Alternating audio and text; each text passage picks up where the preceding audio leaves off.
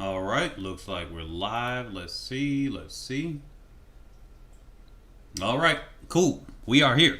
Look, this was a crazy World Championship final. Let me make sure that everything is there.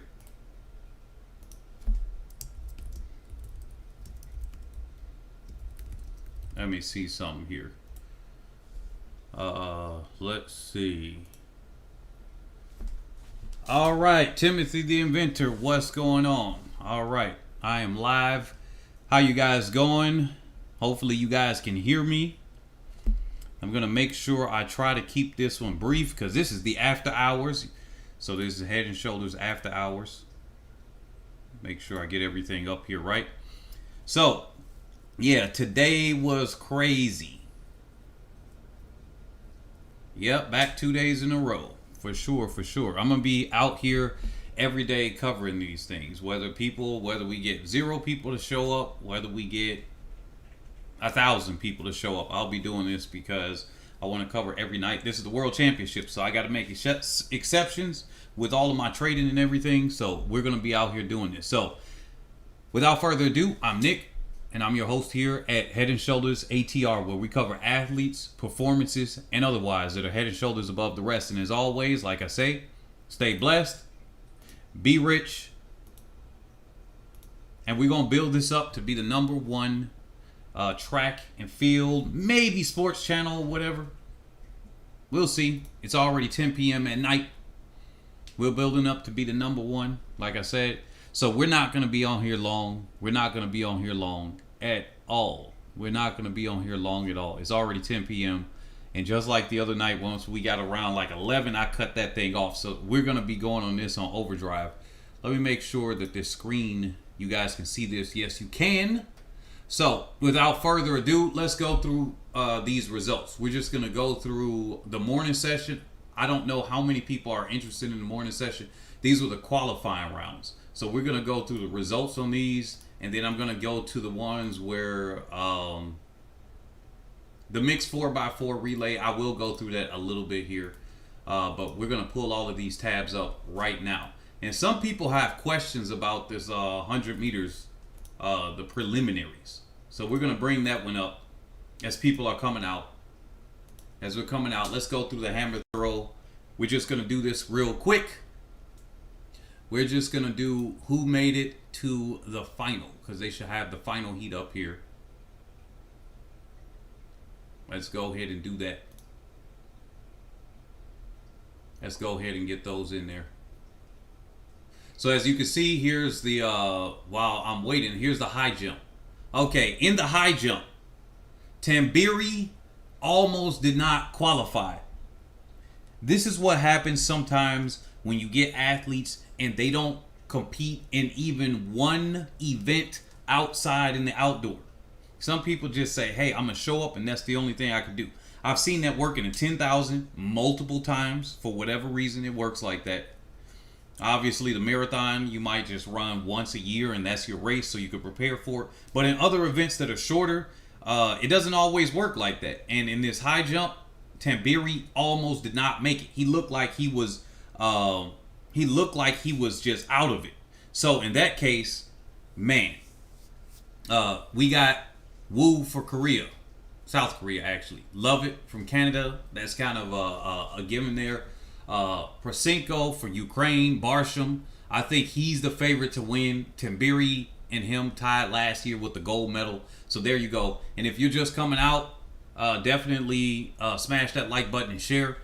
For Barsham for Qatar, then Shino for Japan, McEwen for the USA. Those are your qualifiers right there. And then in the Group B, like I said, almost last on that list, Tambiri. He barely qualified through. And as you can see, it's the little Q, not the big Q.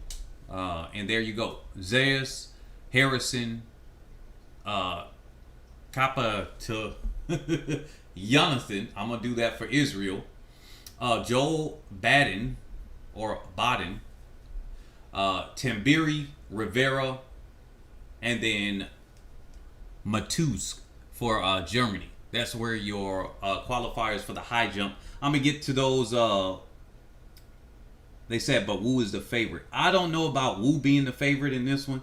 I'm going to say that Barsham is the favorite because Barsham, if he's not injured, people were thinking, and I'm one of them, that was thinking that he could get the high jump world record at one point. Then he got injured, and then it just kind of cut him. I don't know about Wu, but he might have came in with the highest height. Barsham did just enough so that he could qualify. He looked smooth. He was way over the bar, and there you go with that one. As far as this hammer throw for the men, Daniel for the USA, Nowicki for Poland, Henriksen for Norway, Miller, and then Christos. That's your Group A. Here's Group B. Interestingly enough, the two Polish athletes, they got the dominance. The two Polish athletes, they come in. Powell, he's coming in pretty well. Bence, Winkler. I think Winkler for the United States right here should be able to get in that top three. If he comes and he performs like I know he can, then he should be able to get in that top three. Winning the way the two Polish athletes are looking, it's hard. He could upset. One of them has to underperform, and then he has to perform to form. He just has to perform to form, and then he's got it. Now, I would say Winkler has a chance for the USA, for that USA home bias here, and especially as the host for World Championships. Winkler got it. He has a chance to do it if he just performs. Bigot for France, Kohan, Masilla, and then our last qualifier, Alex Young for the USA. Looking pretty decent right there, I gotta say. I do see that Powell and Nowicki probably are gonna go 1-2. Winkler, he's got his work cut out for him for bronze. I am reading y'all comments. Welcome back, Daryl Richardson, as a supporter again on the channel. Shout out to you, Carla72. Shout out to you as well. Here's the mixed relay. Now, funny enough, USA had the world leading mark earlier, and I'll get into that in a second. They already weren't looking 100% good. Kennedy Simon was looking real questionable here. And then I saw Jonathan's. I'm questioning why didn't they have her. Oh yeah, isn't she running the open, or maybe she's doing the 4x4 or whatever. So maybe that's the another reason why she's not running here. Hey, look, she's got her own thing, but I don't know why they had Simon in the final and not Jonathan's. Because Jonathan's, if you get the splits down, I am almost guaranteed that she ran faster because she broke 50 even in the heat right here. So I don't know what they were thinking, smoking, or whatever. Everybody got their own individual events and everything like that. So, man, that's crazy. So USA won in their heat. Netherlands, Poland, Italy, Nigeria barely scraped through as the slowest qualifier. And then I'll go straight to that right after this since I'm already on here. Then we got the Dominican Republic. Paulino already looking real fast. I think Jonathan's actually went just over 50. I'm thinking of Paulino. And then I was like, isn't she kind of sacrificing her own open medal? But hey, look, a gold is, as a team can be better than even getting a bronze as an individual. So, hey, look, that money comes in. The money comes in is good. Then Ireland, Jamaica, they were questioning about who they will put in, or at least the announcers were questioning about who they might put in later for the final. And I was like, look, if I'm Jamaica, I'm looking at this like, look, I ain't about to be sacrificing my self. And that's kind of how Jamaica kind of relegates the relays anyways. They kind of think about individual, like how the training is for the 4x1. Hey, if I'm Jamaica, I'll be on the same energy. I'm like, look, I think I can get a medal in the individual 4. So the more confident I am to get a medal, the least likely I am to be like, look, these teams are kind of stacked and I got to depend on them to get me this. It'll be different if it was the 4x4, but with different genders and everything, I wouldn't be as confident. Simon was coming in 5th in college nationals. USA has so much depth to do that. Netherlands put their best on the anchor. Yeah, so here we go. Let me go over here. Let me go straight to the 4x4. I know that was the last event, but because I just covered that now, why is it not showing the result? Let me refresh this page. They must have a problem. USA, Allison Felix couldn't get carried. You know what? I'm going to kind of roast this one. They did not go over the splits. If somebody got the splits on this one, could y'all post it in the comment? Either on the live or in the recording. I'm going to go over and rewatch the race and try to get the splits on this one. Because I'm just like, I even said it in the Discord. I said, if she doesn't get through, I am going to roast a little bit. But not too much. Because, I mean, Allison Felix is a legend. It's like, you know, looking at Michael Jordan or other greats in their respective, Allison Felix is not an individual champion per se later in her career. Earlier, for sure. The 200, I mean, it was hard to touch her in the 200. And then later on, going to the 400 and doing what she did in the 400. But then putting her on relays, I think they were kind of floating up her medal count. I got to just say that. His politics is real. Carl Lewis talked about it. And you know what? I don't blame him. I don't blame him. Because if I'm trying to hype, I'm trying to sell. Stop. If I'm trying to hype and sell some stuff, I'm going to push my athlete up and try to get them as much as I can. The much publicity as I can. Hold on just a second, guys.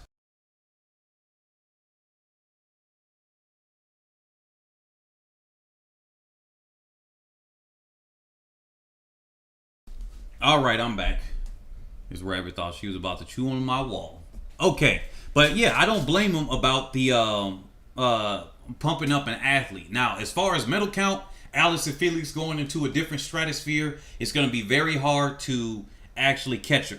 The next closest athlete that's currently competing with medal count is Shelly-Ann Fraser-Price. And she, at this point, based on this, and assuming she doesn't medal in the 200, she has to keep competing until the Paris Olympics. And then she gets 2 medals at each Olympics. She will actually surpass Allison Felix. She has to get medals at 2 events every single Olympics. And then she will surpass her by 1 medal, assuming that she gets 2. I've already done the math on those and assumed that she would at least get 1 at this World Championships.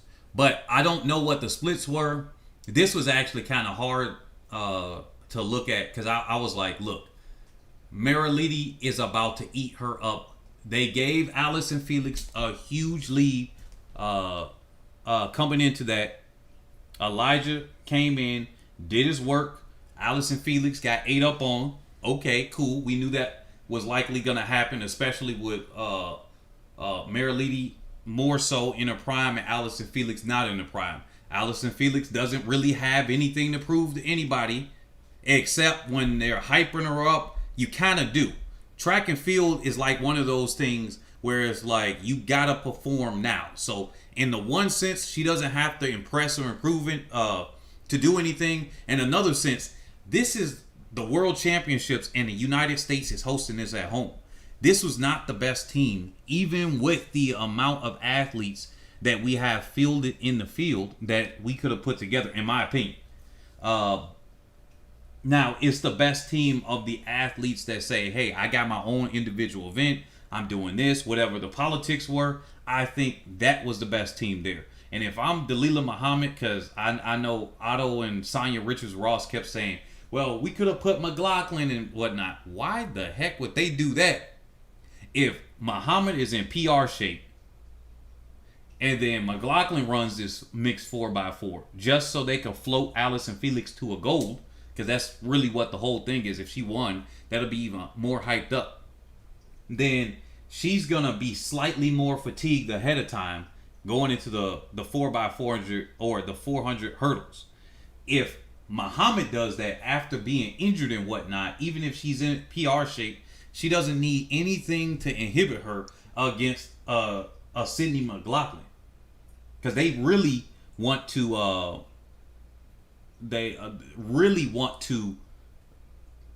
win against the other athlete. It's not that, oh, USA. Yeah, USA, one thing, but individually, it's a whole other thing. What's this? Lead said Allison has nothing to prove. She got run down, but at least got the silver. Sir? What? What are you talking about got silver? Are you looking at the screen? Oh, wait a minute. You may not see it right here, but you should see the order at least. USA is in third. I'm like, I don't know how we all looking at the same results, and we said Allison got silver. Now, on her leg, sure, you could say that, but yeah. They said Paulino's split was 48-47. So, yeah. I'm going to have to see what Allison Felix did. Femke Bowl was 48-95. So, yeah. They said Norwood and Godwin did their work, but the ladies underperformed. I actually think Norwood could have gotten a little bit further. I looked at the prelims, and I looked at him. I was like, he looked like he was just like sitting and kicking. He just kind of got behind. He's definitely not in the best shape that he's been in years past. Especially you saw what happened at the USA trials. But he's not in the best shape that he could have been in, because I think in his normal shape, he doesn't have to sit on somebody's behind him. He could have just took the lead early and then just start opening up. That's what USA normally does. It's not a let's wait till the last minute type of thing. It doesn't matter how fast everybody else is. It's like we're going to just blow straight past them. That's what normal USA does. They said Allison probably ran about 50. And on a relay split, that isn't going to cut it with other people that are, they're going to run at least a 49 on you. She had to have gotten a 49 on that split, which means her open would have been 50. But if she did that, that would have been enough for them to hold on for that. They said only individual medals matter. Okay, it looks like we're buffering, but my connection is perfectly fine. Here we go. Yeah, but he might have ran a 44.3 this year, but then at USA trials, he didn't perform to where he's supposed to perform. That's what I mean by this. Felix 50.1. All right, so she was right on the borderline. Yeah, they disappointed us in the first final in U.S. soil. That's sad AF. Yeah. But anyway, like I said, it goes there. World leader mark 309.82.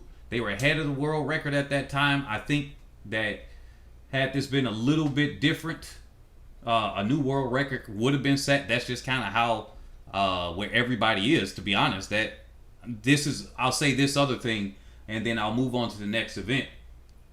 The fact that the first three teams were ahead of the world record until the last few meters within that last 20 meters, because they had the little world record check mark or whatever, that just shows you how fast the field was. So in one hand, it's just like, okay, they could have done better. In another hand, everybody was fast. So that's at least something to pull through. But I don't think only individual medals count. And that's the problem that we got with track and field right now, especially with these shoe companies controlling everything. You don't need to have an individual person winning in other sports. Well, most of them are team sports, and that's probably the problem here. You don't have to have these wins in order to make money, be a big name and stuff. So I think relay athletes, it's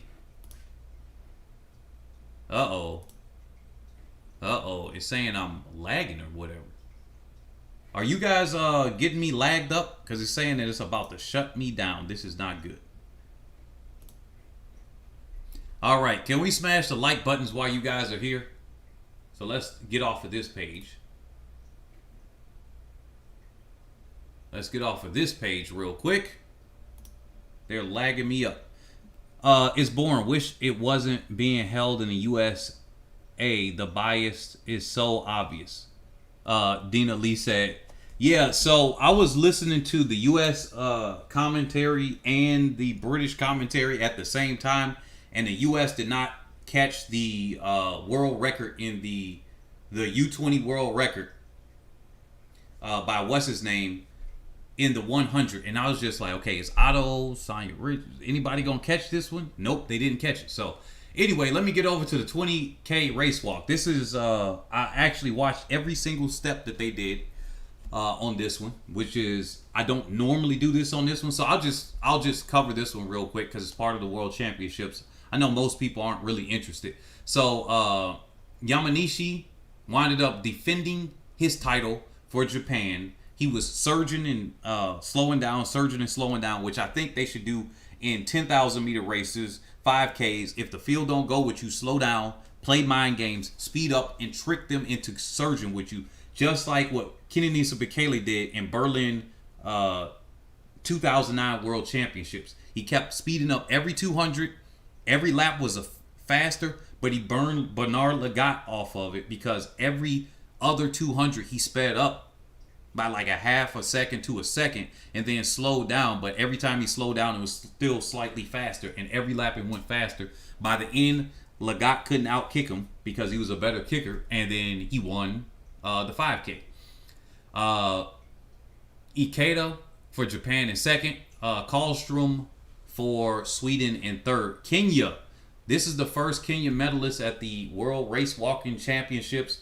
And this is very interesting because this guy is 34. I thought he was going to have it. He lost by about 12 seconds or so, or under 12 seconds, and 7 or so. And so Samuel Gatimba, he actually is representing Kenya very well. We're going to see if Kenya starts to dominate in the race walk. All right, next event, hammer throw. Let's go over to the summary. Mind Your Own said, I like the race walk. Okay, here we go. Now, this one, what are we looking at? I should be able to tell by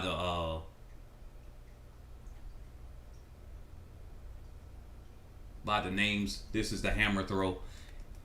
Here we go. Kat Kasanovoid for the USA. Then we got Brooke Anderson, Turvo, Rogers, Annette, Fatini, Silja, Bianca, Jillian Weir of Canada, Na Lu of China, Hannah, and then we got Gret Alberg. I think that's our last qualifier for the women's hammer throw. So I'm just going over this real quick just to let people know, just in case you didn't watch all of these and everything. Now, this is very, very interesting. The first athlete to get a medal from Peru and then won, Kimberly Garcia Leon from Peru. She got a national record, 1 hour, 26 minutes, 58 seconds in the 20K race walk. And she kind of pulled away and won by over 30 seconds at the end. This is a very exciting race walk. I was like, look, I had to announce it for the people that don't like the race walk. I'm not really a fan of the race walk like that. I'm going to be honest. I'm not a fan of the race walk. But when I see it at championships or something, this is something that I'll watch. And this is the first year I actually did watch the race walk. And I used to have to announce it when I'm doing USATF and announcing races. They have the race walk competition. I became enamored that there are athletes that can walk 5 minutes in a mile. And there are people that can't even run under 6 minutes in a mile. So that just got me astounded. So here we go. We got Poland, Katarzyna in second, and then China's Q Yang in third. Yeah, good point, Carla. Thank you for shouting that out. We got 167, 168 people here. Let's smash the likes up. We're getting more people and more people come in. I just covered the race walk. Let's move over to the 100 meters. Actually, oh yeah, this is the preliminaries. I'm just going to cover this instead of going over this because, here's the thing. The preliminaries. These were added in back in, I think, 2013 or 2011 World Championships. Remember back in the day at the World Championships, or at least at the Olympics, they had to go through 4 rounds. The preliminaries, the prelims, the semis, and the finals. That's just what it was. And so in the 100, they brought that back in. What this is to add to the people that the nations to increase representation. That's what they try to do at all of these World Championships / the Olympics. They try to get every nation to compete, at least one athlete in every nation. And at this last Tokyo Olympics, That was the first time every single nation on the planet, at least the recognized ones, were able to get represented at the Olympics. And then I think 2019 was the first World Championships that every nation was represented. So this is a chance to get people that that aren't able to get the qualifying standard in the 100.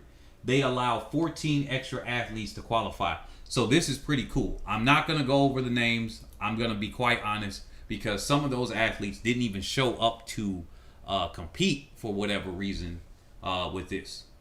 I think I already went over the hammer throw for the women. The hammer throw for the men, I went over that earlier if I'm not mistaken. And here are the final list that we got. The shot put for the qualifier, the steeplechase, we're going to do that. Pole vault qualifier, long jump, 1500. We got the 100 right here. And then the shot put men. Let's go over these real quick because I know most of the people are here doing that.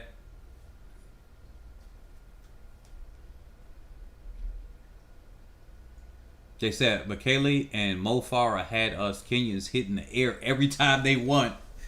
She is Bree Wayne said. Hey, look, man, Kenenisa Michele, he went to the world stage after running for only 1 year. I think he went up to the World Cross Country Championships and got a silver, and then he got a silver at the youth and won the adult division. That was after 1 year of training. That's how talented this guy was as a teenager. He came up there. It was 1 year training. And then it was like, yo, I just started running for real, and I'm already here. Haile Gebrselassie is the one that found him, and he was like, hey, this guy looks good, and then the rest is history. Kenenisa Bekele was just an unstoppable wall. Okay, so here are your qualifiers for the women's shot put. We got Dongmo of Portugal. We got Song of China. Madison Lee of New Zealand. Maggie Ewing of the USA. Fanny Roos, Sweden. Then we got Akia of the U.S. No, not Akia. Oh, I'm reading the names too fast. She did not make it. Then we got Gong, which is the defending champion. And if I'm not mistaken, is Gong... I might be mixing up the events here. Is Gong a multi-world champion? I'm going to look this up overnight for the shot put in women. I might be mixing up hammer throw athlete with the shot put. But she is the defending champion. So with a 1951 right here. Then we got Sarah Midden of Canada. Schilder or Jessica Schilder of the Netherlands. Daniel Thomas Dodd of Jamaica, which is the silver medalist from 2019 World Championships. Jessica Woodard, Chase Ely. They've been hyping her up a lot.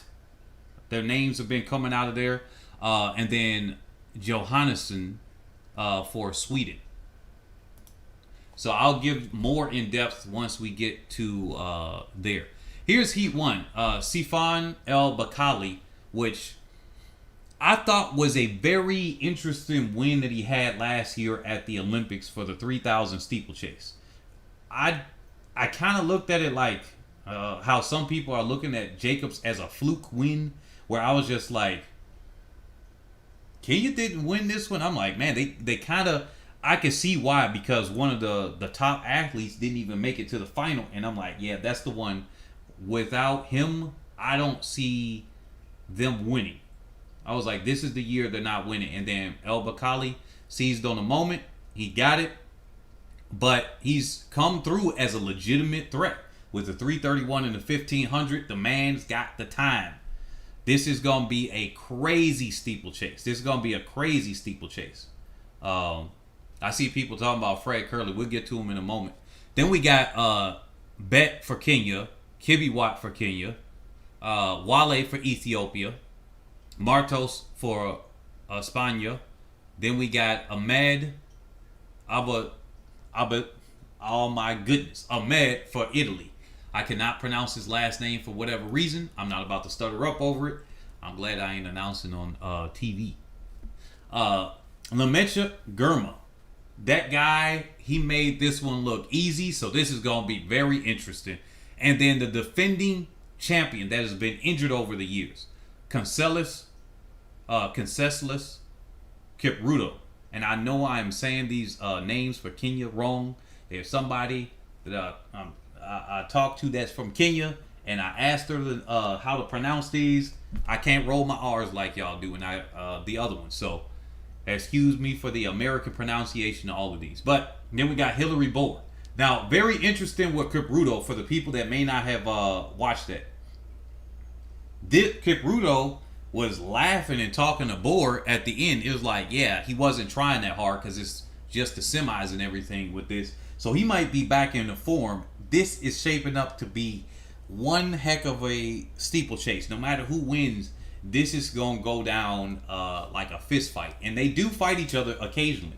800-meter athletes and steeplechasers kind of throw down. Don't believe me, just search, do a Google search. They actually throw down and throw fists on the track. It's very interesting seeing stick skinny people start throwing fists at each other.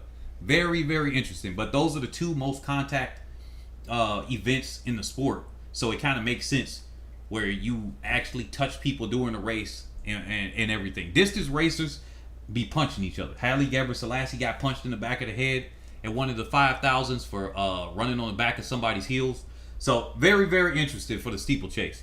Then we got Mehdi for France. They said this is true Naruto.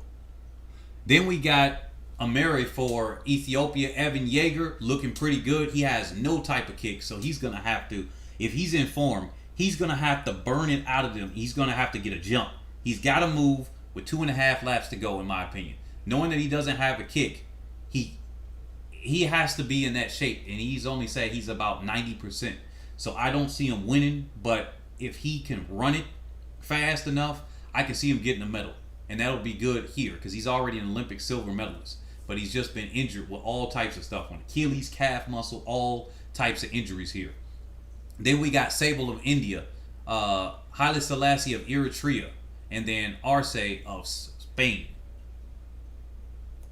We got some of the impatient crowd here that must not like the distance races. Oh well, goodbye. Then we got Zhu from China in the pole vault women making it through. Katie for the USA, which is the Olympic champion. Wilma of Finland. Olivia from New Zealand. Francis. Margot Tina. Ling Li for China. Now, we got Nina Chappelle of France. Now, Sandy Morris here. Very interesting for the United States. Very interesting for the United States. I think she would have won last year, but then her pole snapped and then she got hurt and everything like that. Or I might be remembering it incorrectly, but she definitely did get hurt. So I think she's coming in as the favorite for me. And it would be great for somebody that was in my conference back in Illinois to take this win at the World Championships. So that would be great. But I think legitimately, the non-biased part of me, she's coming in as the favorite. And then we got Germany's Jacqueline Stefanidi for Greece, Kennedy, Newell, Leon, and then Moser. Let's go down this list. We only got 3 more events left over. Long jump. Very interesting. We got a Japanese athlete at the top of the list here. Yuki for Japan. Marquise for the USA. Montler for Sweden. Ehammer. Those 4 are going to be the ones to watch in the final. Caceres for Spain. Henry for Australia. And then we got, rounding out the field for Jamaica, Pinnock making it to the finals. Then we got Group B. Tintingalu of Greece. Another one to look out for. Then we got India's Sri Shankar. I should know how to pronounce his name, actually. Then we got Wong of China. Stefan for the USA, and then we got Maso for Cuba. Those are going to be your list of finalists that are competing tomorrow. 1,500 meter women, very, very interesting. They said American record potential, yes, but not world record potential. Y'all must be talking about the 100 still. So, yeah, Ethiopia. Meshesha is making that 407 look easy. She's looking real hot and on fire right now, so this is going to be something. Then we got Laura Muir for Great Britain. She looks okay. I'll be surprised if she medals this time around. really, I'm surprised. The people that won these heats, they gonna come into this, and I think they're gonna come in with the next rounds. And unless something happens with the 3 rounds, I don't know. Laura Muir, I'll be surprised if she medals, but let's see. Then we got Georgia Griffin for Australia. USA Sinclair Johnson. I don't know if USA is gonna make it through to the next round, to the finals, but we're gonna see. Then we got Gaia for Italy. Maki of. Then we got Marta. Oh, Marta did not make it through. Then we got Faith Kipyegon. I think that's enough said right there. Olympic champion. Got silver after having a baby with a Kenyan national record at the time to Safan Hassan at the last World Championships. So this is going to be very interesting. And Safan Hassan pulled out of the 1500. So Jessica Hull for Australia. Very interesting. She looked actually pretty fair. I think she's going to make it through to the next round. Hailu of Ethiopia, another one to look out for, but I don't know if she actually challenges anything. St. Pierre for the USA. Klein for Germany. Then we got Adele Tracy for Jamaica. Remember, Great Britain born athlete, but her parents were from Jamaica, or at least one. So she has a Jamaican connection there. So she used that citizenship to make it through. That's fair enough. It's going to be hard in Great Britain to qualify with the other competition, but clearly she's ahead of the other British athletes there. Tanaka for Japan, Perez, Spain, Hannah for Sweden, and then we got Katie Snowden for Great Britain. The final qualifier had to qualify on time. Gudav Sergey. Sergey is looking phenomenal. I actually was like, wait a minute, huh? Mashesha and Sergey. Mashesha's been running faster overall in the mile. Looking at that mile time she ran earlier this season. But Sergey just knows how to turn it on. She's looking good indoor, but then she doesn't always hold it together outdoor. But I think Faith Kipyegon gonna have a run for her money. I still am looking at a favorite for Kipyegon. She just cannot be beat, whether it's regular season championships or anything like that. It's crazy. They said winning length in a long jump probably gonna be 8.5. I'm gonna catch up to y'all. Opinions on Oblique Seville. I'm gonna do that. Muir has an injured hip. Oh, okay, I see it now. So yeah, with Sergey, if this is a hard one to call, I would say Sergey gets a silver. Mashesha is gonna be for the bronze, but Mashesha, if she takes it out, I think she'll be able to have it. She's just the overall stronger athlete, but Sergey has a good closing speed with it. But Faith Kipyegon can close on all of them. She runs like the devil chasing her or something. So we got Winnie Chebet in second. That's gonna make it through. Lyndon Hall, Sophia for Poland, Trost of Germany, McGee of USA, Winnie Nunyando, which is, I always look at her more of an 800 athlete, but she actually does really well in the 1500. So at this point, I should just say she's a 1500 athlete for Uganda. And then Diana is your last qualifier here. These are the hundreds. So what I'm going to do here, since we got the shot put and that just finished last, I'm going to cover this real quick. Ryan Krauser, obviously, everybody knows world record holder.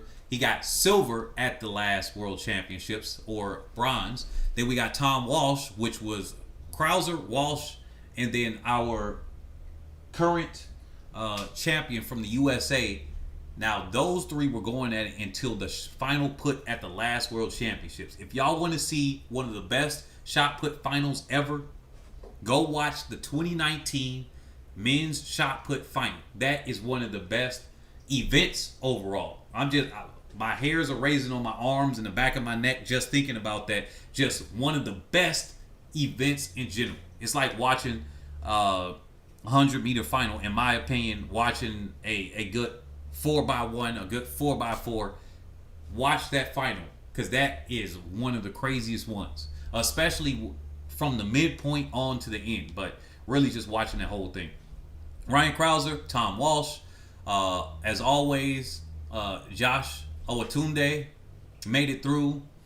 Then we got Cornell. I'm gonna just say his middle name since I'm running through these names here. And then we got Marcus. Those are your qualifiers there. And then here's your defending champion right now, Joe Kovacs. So Kovacs is the defending champion from 2019. Let's see what he does. He typically knows how to do it. He was able to actually defeat Krauser earlier this season. So the winning streak that Krauser had since I think 2019, after he took that one loss, was destroyed by Kovacs. But will Kovacs be able to get over 22 meters? He's not as consistent. That's the thing. He's not as consistent over 22 as Krauser is. Then we got Ponzio of Italy. Gil, Mihaljevic, Adrian, Darlin, and Uzio. It said USA looks good in the men's shot put. Krauser is a beast. They said they got Machesha for bronze. Okay, let's get over to the 100. 100 meter final. Now, well, not the final, as in the final thing I'm covering tonight. Okay.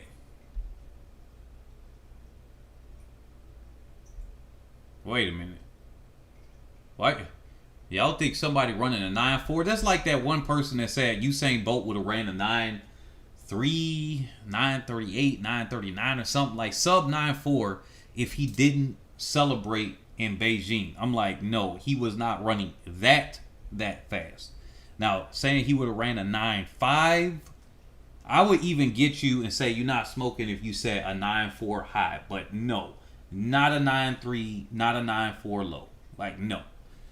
Some people just be making up numbers and say, yeah, this person is here. And I'm just like, yeah, I don't know what you're talking about, bucko. I don't know what y'all be talking about. Some people are smoking. So here's the first heat. Very interesting. This is uncharacteristic of Oregon. Usually the wind is like blowing. They said gold is between Seville and Curly. This would be very interesting. You know what? Shireen, I have to think on that one. Because I don't know if I agree with that one per se. I don't know if I agree with that one, but I'll see in a second. So we got Marvin Bracey. He came out. He was in control, 10.05. Great. Then we got Akeem Blake, 10.15. Then we got Raymond Ekwovo of Nigeria, 10.17. All right, nothing to see here. Bracey did just what he needed to do. Bracey's a 9.8 athlete. Will he do it at the right time is the question. That's the question where we're going to do that. So they're saying take my time on the 100. Yeah, that's what I'm going to do here. Just like the 1500, 100, 1500, and then like certain other events. Those are like the blue ribbon events of track. So we take our time on some of these events. So Fred Curley. Now, when he came out right here, I'm gonna pull up an image of Curley running the 100. This is what people don't do. And like I said, I'm thinking about maybe coming back and then maybe trying to develop somebody right here, because my friend and I were talking about it. He got me to the machine right here. You know, that 1080 Sprint machine, it costs about $20,000. I was like, you know what? Now, if I'm training somebody that I think is going to be pro and whatnot, I will buy that. And I think I might want to buy that one. I think that Curley, his form has improved even from a few weeks ago. And this is the thing that people don't do. I'll say this. I won't tell you exactly what I'll be looking at, but this is enough for the people that watch this channel and will watch it on the replay. Nobody looks at the athletes. I still don't hear analysis from other people when they analyze and watch they start doing it now. I don't see people analyze track and field sprinters looking straight at you. Now, most of the time, to be fair, they don't have sprinters with the video, the camera actually having them run toward the screen. So it's a lot harder to always analyze that. But how many times have you heard your favorite track and field analyst, wherever, talk about the athletes running straight? We look at them on the side. That's cool. That's cool. But you don't look at them straight. Last year, if you looked at Fred Curley, and I'm probably going to do this tomorrow and bring this in because I don't have the image prepared now. I didn't think of it until just before I decided to do the stream. But imagine Fred Curley. I'm going to pull this up in another tab right here. Now imagine Fred Curley running the 100. Maybe I can look it up right here.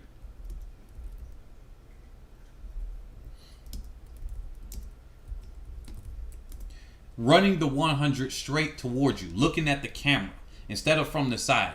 Now, if you looked at him last year, Jacobs was looking picture perfect darn near, right? He looked picture perfect darn near. But Curley didn't look as polished or anything like that. Matter of fact, Curley had the worst form in the field. I'm talking about straightforward. I'm about to pull up an image right now. Let's see if I can pull this on the screen. All right, here's what I'm talking about. Even though I'm not going to be able to necessarily pull this here. Why is it not letting me pull this image onto the screen? Well, that sucks. All right, guys, give me just a second. They have changed. They have changed what we can pull to OBS. So now I got to do something else. Here we go. I can't just drag and drop anymore. So y'all see this image on the screen. Now, this is at the end of the race. I'm not really talking about the end of the race. I just don't have a screenshot here. But last year, Fred Curley looked like he was running with clown shoes on. Right now, this year, especially at the championship, he still didn't look this polished. And he's kind of running ugly. But he's not looking like he's running on clown shoes anymore. Which means, and he was like twisting his ankle and whatnot. So that means just the fact that he's done that. So let's say that he's in a similar shape as last year. He can run the same time he ran last year, but much easier. And that's what people are failing to realize here. They're not realizing that he can come through. Some people are saying he's running too fast right now. But look at it. He's not running the semi or the prelim and the semi on the same day. So I think this is fine. He did a test run at the USA trials, and I think he should learn his lesson. Do not run the semis. I think he should run like 9.8s, whatever. He should do the bare minimum to get himself in a good lane in the semis. If he runs another 9.7 low, he might just come by like he did with the USA and run the final slower. While he still might be good enough to win, I wouldn't personally want to do that for my athlete or as from a coaching perspective. Do not do that. That's the thing. Yeah, people are saying he looked fresh in Tokyo. Yeah, Jacobs, while the top of his body looks a little bit heavy and strong for compared to some athletes, if you look at his legs and straight forward, there is a certain way, and you can train yourself to run differently. Curley has had horrible. It's still pretty bad now, but last year it was horrible. I'm telling y'all, looking straight forward. And that's what I'll say on that one. Now, coming here, Fred Curley, the 979, I think he's got me convinced that he's about 80% chance of winning. Before, when I was doubting him a little bit, it was on the like a 50-50 or really a 40-60. Like 40, he's not going to do it, or a 40% chance that he would do it. Right now, I'm 80% chance that Fred Curley can win. I will revisit it when I see his semi. If he runs and he decides he wants to do a semifinal and do another 9.7 but faster than now, and it's on the same day as they have the final, I think he's gonna do a similar slowdown that he did the last time. I don't think he should do that. He's reminding me of FloJo, where FloJo was coming out real quick. She set that Olympic record or whatever in one, either the preliminary round, because they had 4 rounds back then, or she did it in the semi, because the finals had an illegal tailwind or whatever. But FloJo came in, and even by the standards that she was running, she didn't even run the final as good. With that illegal tailwind, if you took that out, she didn't even run the finals as good as she did the semis. The difference between FloJo and Curly is FloJo was just that much ahead of everybody else. And Curly got a bunch of people that could be running in the 9.7 highs and 9.8 anything. Yeah, Mind Your Own said, Head and Shoulders last year was his first year in the hundreds, and that makes a difference. Yeah, definitely. They said Bolt never ran 9.7 the first round. He was chilling, conserving energy. Yeah, Bolt had to chill because he had Gatlin and Gay to deal with. Yeah. So, I think that's a little bit different. To be fair, I will say that even though he had them to deal with, Bolt was way faster than all of them. So, yeah. Let me go over to the next one. We got Zarnell Hughes doing his season best right now. Emmanuel Matadi representing Liberia. Ashe for Nigeria. And then we got Subi Tang, which was real awkward. Like, he kind of got out a little bit. And right after that, it was like, after about 15 meters, Sue was just like, where the heck are you? And I know people were thinking something is about to happen, something's happening, and I'm like, nah, because he was already pretty old when he did what he was doing last year. So he's going to have to do something real special in this semifinal in order to even make it through to the next round. Because I looked at him, I was like, his goose is cooked. Goose is cooked. They're saying my bandwidth is too low now. Again, my internet is good. I got a speed test going on. So I don't know what's going on here. But, which means it's low quality on the screen. Oh well, I'm saying everything out loud. Trayvon Bromell.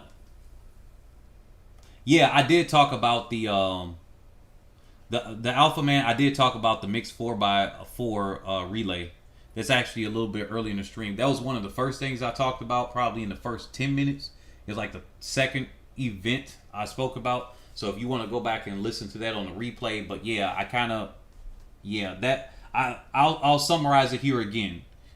This was a bad way to open up on USA hosting, and this is a track event. This ain't the race walk where some people are like, you're not expecting USA to win. USA is a 4x4 nation. Is a 400 nation.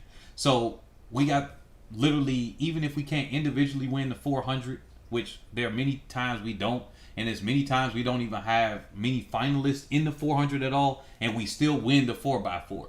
So the fact that we opened up with a bronze and then we got hawked down, we got chased down like that is not a good sign for the motivation of US. And it's especially because they were trying to sell tickets here still at the championships.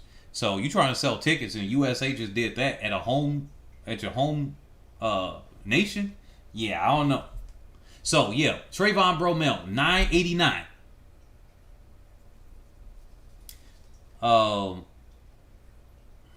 Okay. Hold on. Somebody just said something here. So look, whether right or wrong with a lot of these, let me just pull something else here. So somebody said something about FloJo. Let me just bring up Shelly Ann Fraser Price.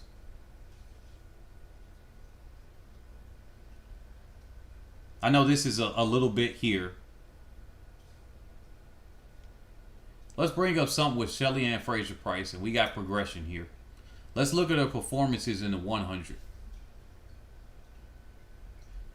And FloJo didn't go a full second, but I get what you're saying. What people don't realize is you drop massive times at certain times. You went from 11:31 to a 1078. That's not a small feat at all. That's not a small feat at all. So just because somebody drops a time, that's not really suspicious. We got to get over that. Somebody dropped a huge time. That doesn't really say anything. It just means somebody dropped a huge time. That does not imply nor implicate anybody of anything. Her not being clean could come from other things, but her dropping a time, that's not it. Because a whole bunch of athletes have dropped massive times at a, quote, their age, whether young or old. And a lot of them have never gotten caught. Who knows? Most or all of them could be using something. I think that's irrelevant. At the point is, either you got caught or you didn't if you are doing it. So, but yeah. Somebody brought up Flojo, and so I brought up Shelly Ann real quick. Because that's my, when they say somebody dropped a huge time, Shelly Ann and some other athletes have dropped huge times. So anyway, back to Trayvon Bromell. 989, I think that was pretty fair. He looked like he was in control. It's not much to look at right here. I'm still kind of edgy with Bromell. I'm edgy with him. I don't trust him. I really don't trust him. Because I don't know about that. Timothy the Inventor, when you said Kennedy wouldn't have bucked in that mixed 4x4, you know what? I'll get to that in a second. I'll stay focused real quick. I got to stay focused. Arthur from the Ivory Coast. Then we got Rodrigo for Brazil. Bromell kind of had an easy heat, so he didn't really have anything to worry about either. So he came out 989. He looked like he put in a little bit more effort than Curly did. So I think he's pretty safe right now. But this is going to be very interesting. Hopefully they got the semifinal heat already listed out, because I'm going to go over that depending on who's matched up with who. Oblique Seville, 993 with his tiny steps. Same thing with Jacobs. They kind of got the however their steps are. Jacobs, he's just happy with his interview afterward. He's just happy that he's making it through. He's just like, man, look, y'all, I'm a little bit hurt right now. I don't know what's going on. I just need to, I'm not going to win. That's basically what his interview was with them. So don't expect anything from Jacobs. He's like, he's hurt. If we can get people to smash the likes, we got 250 people here almost. Smash the likes. Let's get them up. Thank you all that have supported the channel, whether it's on Cash App, PayPal, and whoever supports on the members. Shout out to y'all for Richardson for coming back in on that membership. But yeah, here we go. Oblique Seville, 993. I don't see how the logic is that he's going to get second when we got several other athletes that are even on paper faster than Seville. He doesn't look that relaxed to me that I think he's just going to pull something out of his rear end. Unlike what Usain Bolt did, Usain Bolt was a world record holder coming into Beijing. He had already done a pretty good performance coming in there. Seville hasn't shown massively fast times coming in just yet for me to be convinced that he's going to go 1-2 with another person, even if he doesn't win now. Now, him being able to win a medal because somebody else defeats themselves, yes. Him being able to win a medal because he's going to go a magical 9-4 like some people are saying here, you're smoking crack rocks. All right? Anybody that's thinking he's going to go 9-4 now, if he does do it, then you know what? More power to him. I'm not even going to say I was wrong. I'm not. If he does 9-4 or any of these athletes go 9-4, it's just going to be so unexpected, because that's what a world record is, and especially a 9-4 of all things. That's going to be so unexpected that I'm just going to be like, dang, this was a perfect race at a perfect time with perfect wind for them to be adding up on a perfect track to be adding up to this time. That's the only thing I can say with that. So, they said 9-9 to a 9-5-7 makes more sense, to be honest. Bromell seems to struggle when not favorite in the race. Yeah, Bromell is very inconsistent. Yeah, they should only be running 9-9 at most in these races. Yeah, I know. Some of these athletes are so much faster than everybody else. Seville actually did the best energy conservation, although he's running at closer to his max probably than some of the other athletes. I would just do 10. It depends because I would look at the previous heat before me because you don't want to be matched up in a heat or in the semis with running harder than you should. So whatever I need to do to avoid going against somebody that I got to quote race against to get to the next round, that's what I would do. But 9-9 in the first round or 9-8 high, like what Bromell did, that was very smart. Like he's doing a perfect energy conservation right there. Mind your own. Said good commentary. Thank you. Thank you for that super chat. I appreciate it. Then we got Jacobs. He ain't doing anything here, as he already admitted. He's just happy to be here. If he gets a medal, hey, look, I still say that's not a fluke. I don't think last year was a fluke, but hey, that's just me. Yeah, they said Seville will break up that on paper 1-2-3 for the U.S. I could believe somebody could break that up because I just don't trust Bromell, kind of, and still a little bit leery from Curly, depending on what he does in the semi.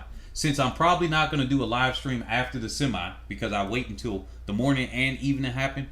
If Curly runs faster than he did in this prelim, just assume that my confidence in him winning will go down to about 60% from 80%. Just assume that because I just don't see him holding through with the strength. He showed it at USA Nationals. Then we got Saki for Japan. Very, very good to make it through to the next round. Here go heat number 5. Let me shout out to him since Otto and Sonia Richards-Ross both missed it for the American coverage of this, which I thought, I'm not going to be too hard on them, even though Otto be roasting people when they mess up. So, but they missed it. The British announcers, it did pop up on the screen, so I'm surprised they didn't get the telegraph to say this was a world U20 record, but congratulations. We got our first world record here, which is a world U20 record from Tobago for Botswana.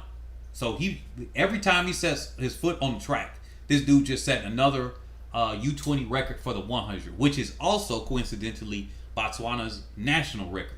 So congratulations to him for going that 994. Then we got Johan Blake. He did not look smooth or polished, but he was looking around. I don't trust him like that right now as much, but he does look pretty good. He did do the 985. He hasn't run that fast in, a decade? I think this is the fastest he's run since London. Yeah, this is 2022. I think this is the quickest he's run since London, if I'm not mistaken. Then we got Aaron Brown from Canada. I'd never trust him. He did well to make it in the 200 final last year, but I really don't trust Aaron Brown at all whatsoever. I got very little faith in him that he's going to make it to the final. And the reason being is because he says it himself. He gets himself hyped up. He got a sports psychiatrist that be trying to talk him down and everything. And I'm glad he shared it in one way, and in another way I'm like, dude, you should have kept your weakness to yourself, because if I'm your competitor, I will be getting in your head in that mixer room. I'll be saying all types of trash talk and be like, hopefully you don't blow up this time. Hopefully you don't, false start. Are you going to be able to hold it through in the final? The other day I saw that you weren't looking as smooth. I would be saying, as a competitor, any way I could win that's legal, I'm getting in their head. So then we got Sambine of South Africa. Man, hopefully he can make it through on the next one, because this is going to be kind of crazy. They say I'm not worried about Johan. Mina Vamp said US site streaming has commercials. Anybody knows site that streams continuously without commercials? Yeah, if you go to World Athletics, you can actually see that without commercials. But USA is doing it because, your host country, when you're on TV compared to World Athletics, they got their own stream. They are going to host it without commercials because that's understandable. But every other streaming service has commercials, which is fair. NBC ain't gonna do it for free. Peacock ain't gonna do it for free. So yeah, but World Athletics, they're already getting paid for their sponsors, so it makes sense that they wouldn't have commercials because it's there. Now, Tobogo looked great, running like he was going to get his groceries. Edward Mamani said. The Alpha Man said, I am very tempted to jump in my car and just do the 8-hour drive and be there tomorrow and Sunday. Man, dude, I told y'all I was giving away. I'm only going to be online for another 10 or 15 minutes, by the way, because it's almost 11:30. But I told y'all I was giving away those tickets. And I winded up just selling the tickets. They said, LOL, you and Aaron Brown, I think you like roasting him. The Freakwa said, hey, look, I sniff out weakness. Remember, I let out, I told you the same thing with Noah Lyles when he said his comment. The same thing with Michael Norman. When they did it, I'm like a shark. A drop of blood goes in the water and I smelled it from 200 miles away. And I'm going straight after whoever just dropped that blood at light speed. When I see, that's how competitive I am. Here's a side subject not related to track. I said I'm going to put somebody out of business. Somebody hung up the phone on me that I was trying to give them advice on how to do their thing. And I said, you know what? I did some calls. I said, I'm going to run this winch out of business. And so that's my thing. I'm very competitive. That person did something and I said, you know what? I'm going to make sure I do everything possible to legally run them out of business. So that's what I'm going to be doing over the next 2 years. I'll let y'all know after the fact. Christian Coleman, 10:08. He looked like he was trying a little bit too hard. And I think Christian Coleman, and if he does, I'm going to roast him for it. But Christian Coleman looks like he's going to throw a tantrum if he doesn't get a medal. Now, he's very competitive. He's very competitive because remember, he got second at World Indoors and he was very upset. That's fine. I mean, Shelly Ann Fraser-Price got second last year and she was baffled. She was like, wait a minute, Elaine? I just did all of this and Elaine got this? Same thing with Sharika Jackson because she thought she was going to win. Like, I would have been okay if Sharika got it, but Elaine of all people, like, that's how they were acting. They was like really pouting right there. So, like, Coleman seems like the same thing would happen.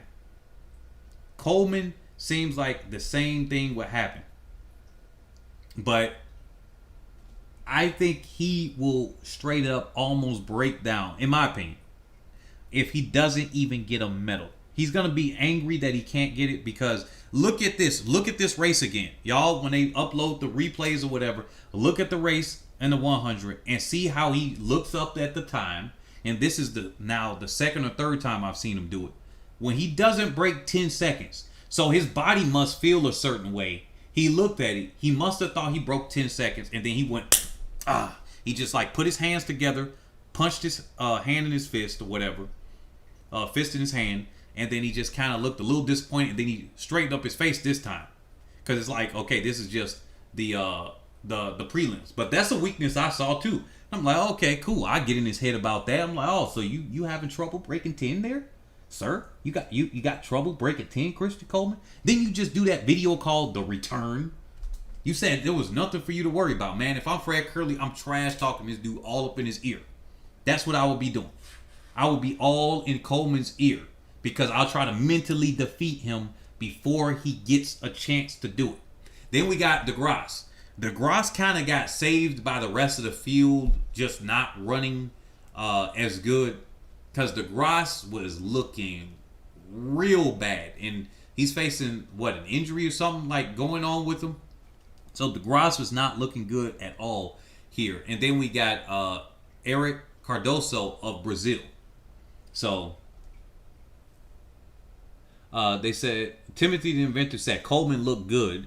He eased off a lot like Bolt did in 2016 when he ran 10:07 in the first round.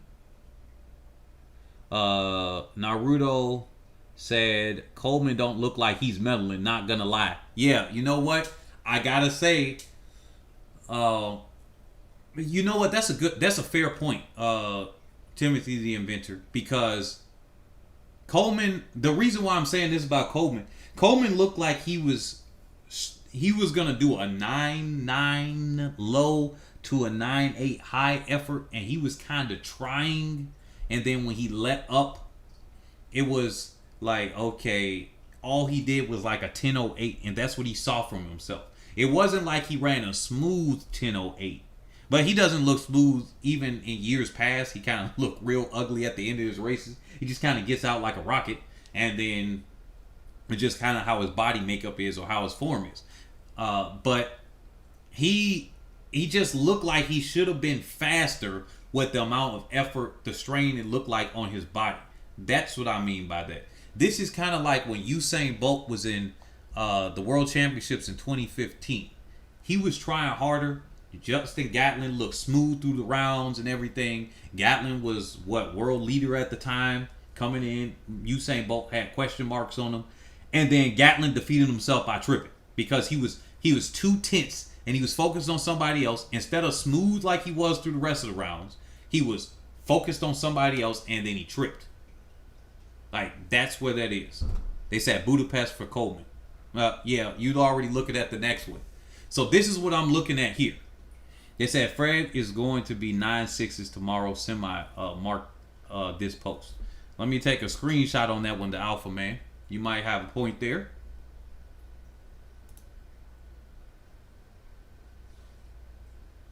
Okay, wait a minute, huh? Okay, she is Bree Wayne said, dang it, can we not talk about Richardson? Don't want to argue with that topic. Okay, thanks. Oh, wait a minute, huh? She is Bree Wayne. I think you getting Richardson wrong. Oh, wait a minute. Wait. Don't want to talk about Richardson. Are you talking about Sha'Carri? I'm talking about Daryl Richardson, the comic. I'm not sure if you talking about that. Or you talking about Daryl Richardson. Because sometimes it gets confused. You know, Richardson and Richardson. But yeah, here's the final heat. And then I'm going to go over the semis. We got Sonny Brown for Japan making it through. Actually, I'm not even going to lie. I almost forgot this heat happened. And I forgot that Sonny Brown, no disrespect to the athletes here, right here. But when Amanyala, I was telling people, he only arrived a few hours ago. Like, he was having visa troubles. I was hearing that, the rumblings of that from the information network that I got. And then when they confirmed it, they said, yeah, 3 hours before this race, Amanyala just got off the plane and got off the airport. Then he had to go there. This dude probably frazzled in the mind. He did not look good at all. This dude, I hope he went straight to sleep. He went into the ice bath, whatever it was. He needs to get his body woken up because he was having visa troubles. It's like, 20 or 30 athletes that had visa issues, like the one athlete that ran that 1963 the other day. They could not compete with that. Oh, is Albert bringing up Sha'Carri? What y'all bringing up Sha'Carri in the thing? Come on now, Albert. Come on now. But yeah, so he was looking horrible. I'm glad he made it through to the next round because I actually think Amanyala has a real good chance of medaling at some point. I don't know about this season, but he has it in him. But the problem is he didn't have his visa ready, or maybe the U.S. was giving him a hard time. I don't know. I've been working with people for 2 years to get a visa over into the U.S. and certain people, they don't want them to get them in. So yeah. Then we got Osai and Keshia for New Zealand. That's a national record for them. So congratulations on that national record. Let's go over to the semifinal. Hopefully they got the heats ready. Oh yeah, and that national record for Dominican Republic in that mixed 4x4. Really, I'm not gonna lie. I don't like the mixed 4x4 at all. I really don't like it. I don't like. I think it's an okay concept, but I'm gonna just be public with this one. I don't like the mixed 4x4. Now that it's run more often, it actually looks more smooth than when people were trying to put a woman with a man through all of those things. I'm like, yeah, I think you just hurting yourself more. But yeah. So here's heat 1 of the semifinal. We got Blake and Bromell, Sembine and Brown, So I'm gonna say based on this one, well, clearly, Bromel's got this one, unless something happens like last year. Then we got, so Bromel's in lane 3, Blake is in lane 4. Yeah, based on the center of this lane and how they set this one up, this would be, I would be surprised if Blake doesn't make the final out of this one. This is going to have to be a race for every single other person in this heat except for Bromell. Blake might be able to hold back a little bit, but unless he's like in 9-7 mid to low shape right now, which it looks like he's just in a 9-8 low to 9-7 high right now. But unless he's in 9-7 mid to low, then he's going to have to kind of race too. He might have to give about 90% effort. So that might still be holding back for him. Bromell, he could just kind of cakewalk this one and make it over to the finals. I think we're going to look like that. They said Fred should stop pushing or he'll have nothing for the 200. Yeah, I think that's weird that he's doing that. But yeah, this semifinal right here, I think this one, as far as Bromell, he's an easy walk. Simbine, he's going to have a little bit of trouble right now. He's not at the best form of his life at all. Because Sonny Brown could knock him out. What is it? First 2 plus the next 2 qualifying times. Okay, based on this, Blake's going to have to come with it. Blake's going to have to come with it. That's what I just have to say. Blake's going to have to come with it. Bromell's got to not mess up. The way he's looking now, I mean, he looked pretty good last year. So, Bromell, he's going to make it through. I'm just going to call it. It was a surprise he didn't make it through last year. But Blake's going to have to come with it because everybody else right there is going to be racing for that spot. So, Blake's going to have to put in a 9-8 high, I think, in order to make it through. I think he's going to have to put a 9-8 high at the very least, unless everybody else doesn't perform to form. Simbine might actually pull something out of his rear end. The track Illuminati helped Bromell get a good heat. Dolores said, come on. Come on now. Yeah, these are the semis. Yes, these are the semis. Timothy the Inventor said, Blake needs to push if he wants to qualify because it's going to be close. Yeah, exactly. He's going to have to go. And he's going to have to not let off the gas until about 80 meters. He just got to assume somebody's there and then not even look until around maybe 70 meters and just kind of take a little glance or something like that. That's the thing. He got too many other people for this. Because if this were Blake in the past, even with Simbine maybe being able to tap into something of his talent, this would be a cakewalk for both Bromell and Blake. And then we could just say, yeah, nothing to worry about for those two. But here, yeah, he's going to struggle. Looking at this one, heat number 2 of the semifinal. Let me see who's in here. Coleman, Curley. This is very interesting that Coleman and Curley are already matched up. Okay. See, this is where you got to put in an effort so you don't get matched up with the big names already. Coleman, the way he's looking, he going to have to run. All these people in here are hungry as hell. All these people in here are hungry as hell. They said Albert said if Fred Curley and Sydney were to have visa issues in Budapest 2023, but were part of the 1% having problems, no one would care. That's just 1%. So why does it being 1% matter? It's still a concern. Wait a minute. Y'all arguing about whether it's a 1% or something like that? Yeah, I just said if this was another country, this would be blasted all over the place. Imagine Nigeria having because it's got to be a black nation mostly. Imagine they don't want to be getting on other nations. They'll get on the black one though. Imagine Nigeria having trouble having visa issues with the athlete. They said this heat is fire. Yes. This is what's up with y'all track Illuminati stuff? Come on, she is Breeway. This one is gonna be interesting. So this is what I see here. What DeGrasse here. DeGrasse don't make it through. Zarnell Hughes might make it through on time. DeGrasse this is going to be hard. I find it hard to believe that Coleman might not make it through. I think Coleman will make it through on time if he doesn't make it through outright. He's going to have to get blown out by the other guys where he just blows up at the end. I still can't see it. He just looked too good. He looks too darn good here. They said this is another 9-7 heat. Look, I got to be honest here. Jim D's, Curly doesn't need to run 9-7 in this heat at all. He doesn't need to run 9-7. He just needs to run a 9-8 something. I would just, if I'm Curly, I'm getting out and I'm putting in effort and I'm pushing about until 60 meters and then I'm going to see where I'm at.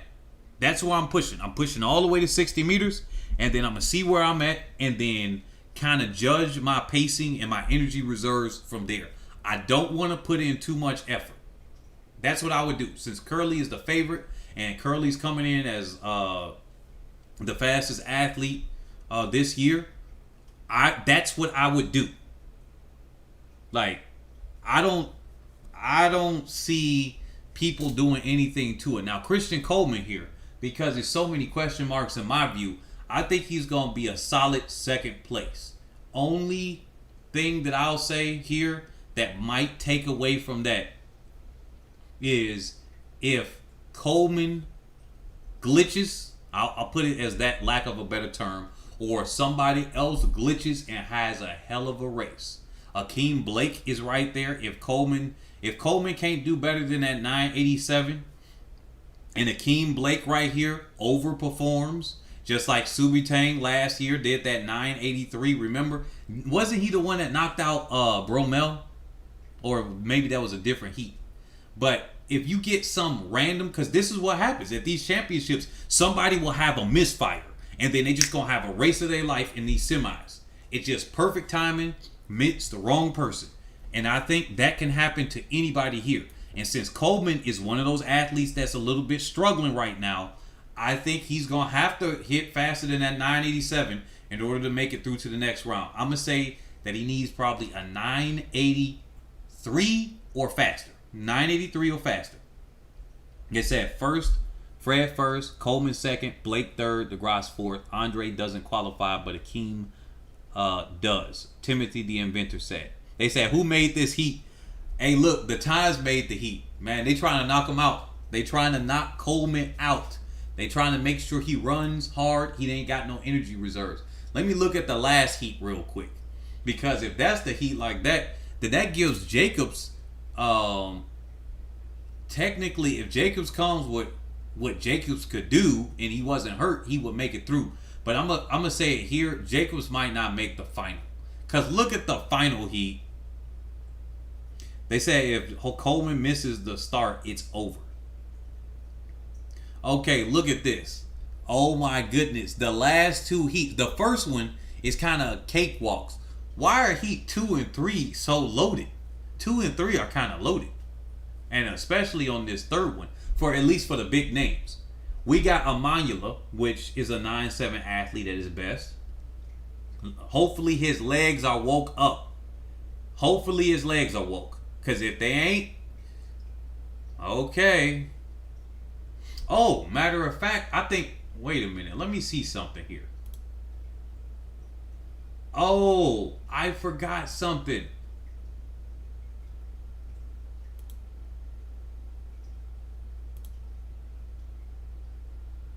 Are the semis 2 hours apart? Are the semis and finals 2 hours apart from the final? Because if I'm not mistaken, they're 2 hours apart. So yeah, he definitely shouldn't be doing any too much work. Hey, we got about 330 people in here. Smash the like buttons. But yeah, look at this heat right here. The second and third heat, they got some stuff here. They said heat 1 is definitely for Bromell to lose. Yes, exactly. To be fair, heat 3 is bad as well. LOL. The Frequas said. Okay, Bracy. If he don't come away with this one and win this one, I got no confidence that he, well, depending on the time. It depends on the time. If he does it and he conserved, then I can still see him medaling. But if he doesn't come away and win this one rather easily, where he's like holding back, or he holds back and gets second because he just feels like not winning, then I don't got confidence that he's gonna come through and get a medal. That's what I'm looking at Bracy, because he's a little bit inconsistent too. Bromell and Bracy a little bit inconsistent. that's crazy. I'm like, the U.S. athletes are inconsistent. That makes it exciting. Jacobs, I don't think he's gonna make it through to the final. Something telling me he's not gonna make it through to the final. And they're gonna be people saying, "See, I told you, Jacobs been using something, and he was inconsistent." I'm like, he won World Indoor for the 60. Can't call that a fluke. And then he won the Olympics last year. I'm like, look, he came back to back and got those. He just couldn't come out outdoors. And if he's injured, some people will think it's in quotes, and it could be in quotes. But I already know people gonna be roasting the mess out of him. Oblique Seville, Amanula. This gonna have to be the time heat right here. I think the last heat is gonna be the one. They're gonna have the ones that's gonna make it on time. I don't know if Akeem Blake gonna make it on time, because if Amanula comes with the smoke, I think he can come with. Even if he don't get the top two, he should make it on time. If Seville comes the way people are expecting him, and I say people because I don't know what to think of him right now. I think Oblique Seville's really good, and I think he's going to be one of the top two right here. But if Jacobs comes and he runs this semifinal like the final, just so he can make it through to the final, and he just musters everything he can within him, I think Jacobs can make it through to the next round. It's at 2 hours 40 minutes between semis and finals. Yeah. But I don't think Jacobs is going to make it. I think it's easy to call who ain't going to make it in this one. Ashe, Cardoso, Jacobs, Tobogo. I think he's not going to make it for Botswana. And Aaron Brown, he's not going to make it either. I'll be surprised if Aaron Brown makes it. Tobogo, he's made it really good for being a 19-year-old to make it this far. Under 20 to make it this far. So I look at him, be like, hey, you could be the U20 champion again and whatnot, but right now, this ain't your time. If he makes it through to the next round, I will be highly surprised. But I think the time comes from here. I think Bracy, Seville, that's your 1-2. Amanula's going to make it on time. Maybe Akeem Blake makes it on time out of the last one, but Jacobs might be the next one to make it on time. What do y'all think here? They said Akeem has a wicked final. Tobogo ain't beating Seville. What the F? What are you talking about? You think I didn't say Tobogo was gonna beat Seville here. Oh, wait a minute. Y'all must be talking to each other. They said Lamont is injured, but he's the real deal. Lisa Blackman said. Yeah. They said Jacobs is no fluke. If I was him and I'm not 100%, I would scratch and focus on Europeans. I wouldn't let people catch me slipping like that, the Francois said. They said 2 and 3 are death roads, Seville, fingers crossed. Okay, we got people shouting out Tobogo and everything. They said it's 1 hour and 50 minutes in between. Amanula is not even going to break 10. Puna said, hey, look, if that jet lag is taking him out, then yeah. He also doesn't know how to peak that well, because he peaked twice after the Tokyo last year. So I don't know. Maybe his coach got him peaked up more, but he's already going 985 this season anyway. So I think he could break 10. It's just that he got on the plane too late with the visa issues. It's just really unfortunate. So jet lag is real. You better take that one supplement if it's legal in track and field, where you can instantly, quote unquote, instantly get your metabolism to shift your jet lag, because metabolism is a thing that controls how we are going to feel jet lag or not. But anyway, thank y'all for coming out. I think that's all we got now. Definitely come by tomorrow. Let's look here, the timetable. Let's look for tomorrow's event so I can tell y'all what time I'll probably be going live. If it's the same time, yeah, it'll be the same time tomorrow, because we got the 100-meter final, and I'm going up straight after that. Let's see, we got the women's heats tomorrow in the evening. Let's see what finals we got. In the morning, we got the hammer throw, the 10,000 final. So we got mainly heats here. It's going to be real interesting coming into tomorrow. Real interesting. They said Johan Cruz, dang it. I must not have seen that, Albert. They said Johan was sleeping in that heat. Yeah, he was they said tonight, nice. All me try not to comment. Also YouTube send me notification late, shaking my head. Dina Lee. Yeah, what I'm gonna do is I'm gonna post up that I'm going live. I'm gonna post up that I'm going live tomorrow morning, so that you guys can just check on the YouTube channel at 12 noon, and then just check and see if I posted up the link to the live, and just say notification, turn notification on. And then that way you could do it. So by noon tomorrow, I'm going to do it sometime. I'm going to find the image for it or whatever. And then I'm going to post it up the live and schedule it for the same time tonight. And just say notify. And it should notify you 30 minutes before the live stream, 15 minutes before, and then 5 minutes before. All right, Rabbit. Now you jumping around. So, all right, guys. I'm going to call it a night. I went 9 minutes over what I said I would do. It's been great. Thank you guys for coming out. Shout out to everybody here. They said only 5K and 10K. Hassan didn't run the 1500, bro. Yes. Yes. Hassan didn't run it because Faith Kipyegon scared her ass out of it. She's too strong. She's too strong. And same thing with Mashesha. That field is too strong for her to think she's going to do it all the time. Because when you get older, you're not going to have the same speed. And she's getting older, so she's not going to have it.